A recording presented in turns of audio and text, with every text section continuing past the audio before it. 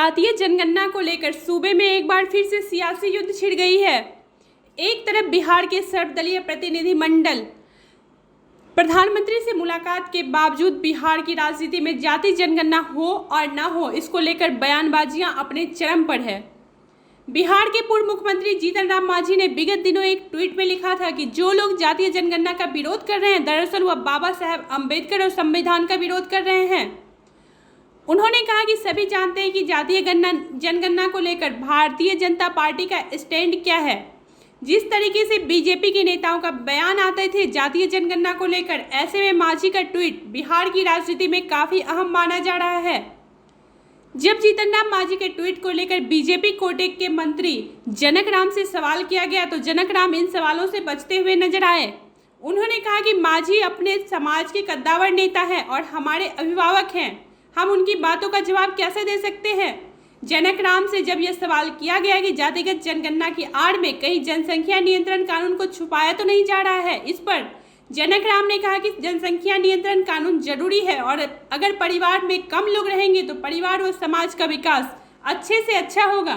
जातिगत जनगणना को लेकर प्रधानमंत्री से मुलाकात के बारे में जनक राम ने कहा कि बिहार प्रतिनिधिमंडल से मिलकर अपनी बात रखी है और वहां परिवार जैसा माहौल था। प्रधानमंत्री जो भी फैसला लेंगे वो हमारे लिए सर्वमान्य होगा। देखिए क्या कहा उन्होंने। मैंने तो उस पर बोला है, जिन लोगों ने कर्पूरी ठाकुर की, जयप्रकाश नारायण जी का, लोहिया जी का, परम पूज्य बाबा साहब डॉक्टर B.R. अम्बेडकर जी का, तमाम महापुरुषों का नाम ले करके, गरीब गुरबा की बातों करके, दिन दुखियों की बातों करके सत्ता में वो आते हैं और सत्ता में आने के बाद से उनकी जाति भूल जाती है। वो अपने परिवार में फंस जाते हैं, अपने परिवार और बेटा बेटी, माई भतीजा और नाना मामा के चक्कर में पड़ जाते हैं। यह देश में और प्रदेश में विकास की एक गति मिली है। देश के यशस्वी प्रधानमंत्री नरेंद्र मोदी जी के नेतृत्व में जाति गौन हो गया है, विकास सामने आया है और सर्व समाज के लोगों को विकास चाहिए, रोटी कपड़ा मकान चाहिए।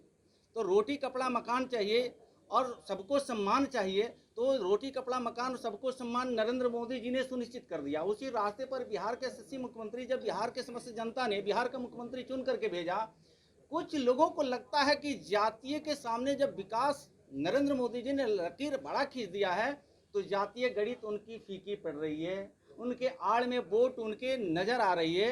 तो अपने वोट के जाल में फिर ये देश और प्रदेश के गरीब जनता को गुमराह करके वोट अपने पक्ष में लाने के लिए एक जातीय आंकड़ा को फिर उन्होंने एक चाल चला है। मेरा मानना है कि जब बिहार प्रदेश में और सदन के अंदर से जब इसको जारी कर दिया गया और सदन के एक नेता, बिहार के यशस्वी मुख्यमंत्री नीतीश कुमार जी के नेतृत्व में भारतीय जनता पार्टी के, मुझे भी सदस्य के रूप में माननीय प्रधानमंत्री से मिलने का अवसर मिला। हम तो कोट से बधाई, धन्यवाद, आभार प्रकट करते हैं राज्य और केंद्रीय नेतृत्व को कि मैं एक अनुसूचित जाति चमार वर्ग में जन्म लेने के बाद भारतीय जनता पार्टी ने इतनी बड़ी दायित्व दिए, इतनी बड़ी जिम्मेवारी दिया और प्रधानमंत्री के मिलने के बाद से मुझे आशा लगी है, जगी है कि बिहार के, देश के समस्त समाज के लोगों को, गरीब को, दलित को, पिछड़ा को, शोषित वंचित समाज को कभी भी नुकसान नहीं होगा जब ये देश के प्रधानमंत्री नरेंद्र मोदी जी हैं।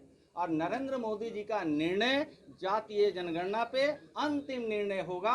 देश के प्रधानमंत्री जी का जो भी निर्णय आएगा, देश के 1 अरब 30 करोड़ जनता सर आंखों पे रखेगा।